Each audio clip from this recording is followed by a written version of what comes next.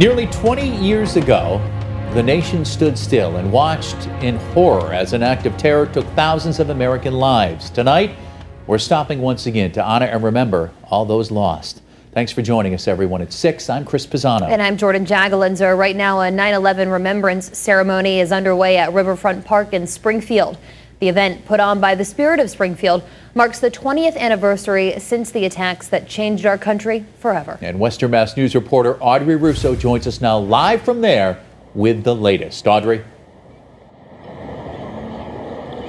Chris, Jordan, a beautiful golden setting sun illuminating the large crowd that's gathered here tonight to remember the lives lost on 9/11 20 years ago. As you look at get a live look at this event that's just getting underway, tonight's packed program includes video messages from former President George W. Bush and Congressman Richard Neal. Springfield Mayor Dominic Sarno will speak along with other local first responders. The names of the 498 first responders who lost their lives in the attack are being displayed on a large screen. There will also be music, a tolling of the fire bell, and a wreath laying as a flyover from the 104th Fighter Unit is also set to take place. This is a much larger turnout than the event last year, which was limited due to COVID-19. Western Mass News spoke with one woman who felt that it was her duty to attend a ceremony like this. This is an affair that everybody should come in to see it. This is very important. And remember these people that was brutally murdered. That is something that every citizen of the United States should come and take and attend to it. This is all happening in front of the 9/11 monument, which was installed here in Riverfront Park just 2 years ago. Now, as you probably heard, the event is getting underway very, very shortly. Coming up tonight on Western Mass News at 10 and 11, we'll bring you into the ceremony if you didn't get a chance to make it out to this event tonight. We'll have all of that again on Western Mass News at 10 and 11. But for now, I'm reporting live in Springfield, Audrey Russo for Western Mass News. Audrey, thank you for that live report. Now we continue our 9/11 coverage. Thousands of people dying in those terror attacks nearly 20 years ago. Western Mass News spoke with one West Springfield father who continues to share his daughter's life and legacy. Bob Harrington recalls his phone call with his daughter Melissa on September 11th, 2001. Melissa on the 101st floor of the World Trade Center's North Tower for a one-day business conference. Melissa Harrington Hughes was 31 years old, one of thousands of innocent victims. Melissa also left a voicemail for her husband, Sean, with a heartfelt goodbye, now famously known around the world. I just want to let you know I love you, and I'm stuck in this building in New York. There's lots of smoke, and we just wanted you to know that I love you so much. Absolutely heartbreaking. Not a day goes by Bob doesn't think about his daughter. The Eternal Flame Memorial is one of many ways Bob keeps his daughter's memory alive, and he knows her legacy lives on. I haven't seen her in 20 years. I haven't talked to her in 20 years. You know, and I miss her. She was a wonderful girl, and, you know, it's just being in the wrong place at the wrong time. As the years move on, his message remains the same. September 11th, 2001, a day no one will forget.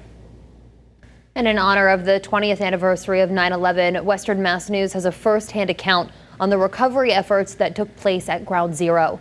Now 20 years removed from the event, a local firefighter and Marine are hoping for one thing, that we remember.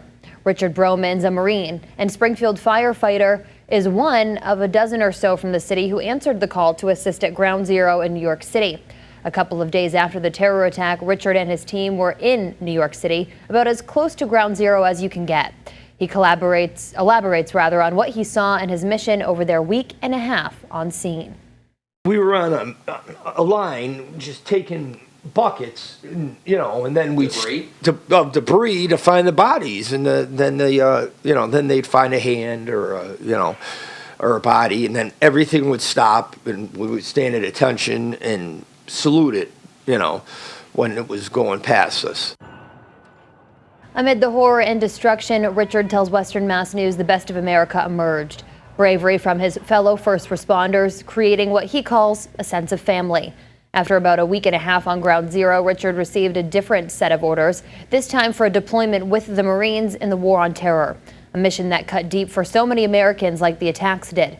Looking forward through so much loss, Richard says his hope is that we remember the innocent lives lost and honor those who rushed in when others ran out. Local cities and towns holding ceremonies across the state and the nation today and tomorrow on the anniversary. Stay with Western Mass News for more throughout the night. And tomorrow morning, tune in for special coverage marking the 20th anniversary of the terror attacks. Ceremonies will be held in New York, the Pentagon, and Shanksville, Pennsylvania. Coverage begins at 7 a.m. right here on the networks of Western Mass News. New at 6, both the Chicopee detectives along with Massachusetts State Police are renewing their call for the public's help in solving a murder from 2017. This comes on the wake of the 4-year anniversary of the crime. Jafayette Robles was found dead on the morning of September 11th, 2017. Robles' body was discovered in Zott Park in Chicopee by city employees. Investigators believe he may have arrived in that area around 9 p.m. the previous evening. Police are asking anyone with information regarding this crime to come forward. Students at UMass Amherst are upset with the school's decision to limit tailgating at this weekend's football game. This comes as school officials report a large jump in COVID-19 breakthrough cases.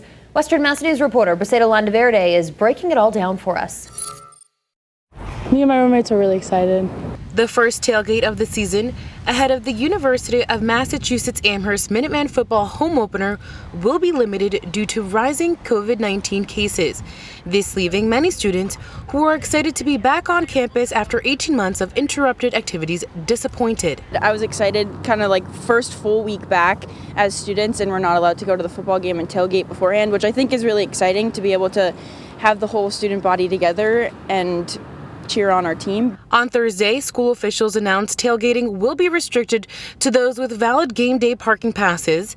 In addition, student game day activities in Lot 11 next to the McGurk Stadium on Saturday will be canceled. This all in an effort to minimize the density of students gathering before kickoff. I'm really not that surprised, which kind of stinks, but I mean, what can you do? The university updates their COVID-19 dashboard every Thursday, which includes current vaccination rates and cases.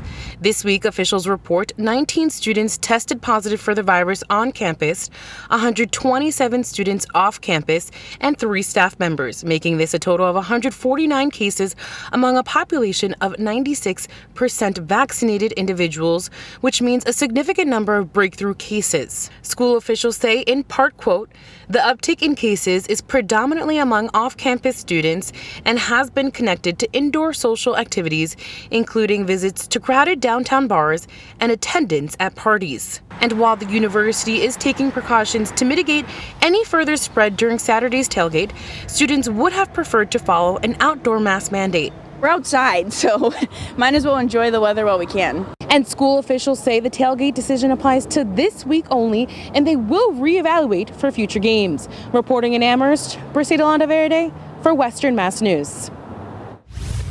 And Western Mass News is getting answers after a viewer reached out to us, wondering if the citywide mask mandate that goes into effect on Monday includes private schools.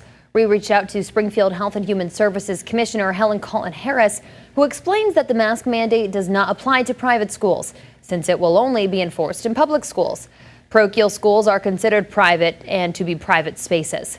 Speaking of schools, Superintendent of Springfield Public Schools Daniel Warwick is Dave Matson's guest this week on Western Mass News Getting Answers. Superintendent Warwick describing the Springfield Public Schools staff as heroes, saying they stepped up to the challenge, doing what was necessary to get kids back in school despite the fear. The kids were comfortable with a mask on, the staff were comfortable, everyone was happy to be back. There's some fear. This is a dangerous situation, but we've done everything we can to make our buildings safe, including putting over... The segment covers a wide range of topics, including how schools are handling the surge in COVID cases and the debate over standardized testing. To catch the entire interview, be sure to watch Western Mass News Getting Answers. It airs this Sunday at 11 a.m., or rather 11:30 a.m. on all 3 networks of Western Mass News. We've seen a pretty nice day here across the area. Temperatures, though, on the mild side, with highs only reaching 67 in Pittsfield this afternoon and some lower to middle 70s throughout the Pioneer Valley. Helped by a gusty breeze out of the northwest, which really lowered those dew points dramatically from the morning. We're down to 47-degree dew point right now, so it is full on refreshing and fall-like. Temperatures right now close to 70 degrees with sunny skies. It is still breezy, but wind is starting to kind of back down a little bit. So we're heading into just a perfect evening. But you may need your sweatshirt in the next couple of hours. Already seeing some middle 60s, Pittsfield, Worthington, Blandford, close to 70 throughout the valley, but Ware's down to about 66. And dew points again are on the low side. They will stay there throughout the rest of the night. Skies also continue to clear out. We did have some patchy clouds earlier. There was 1 or 2 showers kind of skirted across northern and eastern Franklin County today, but those are now gone.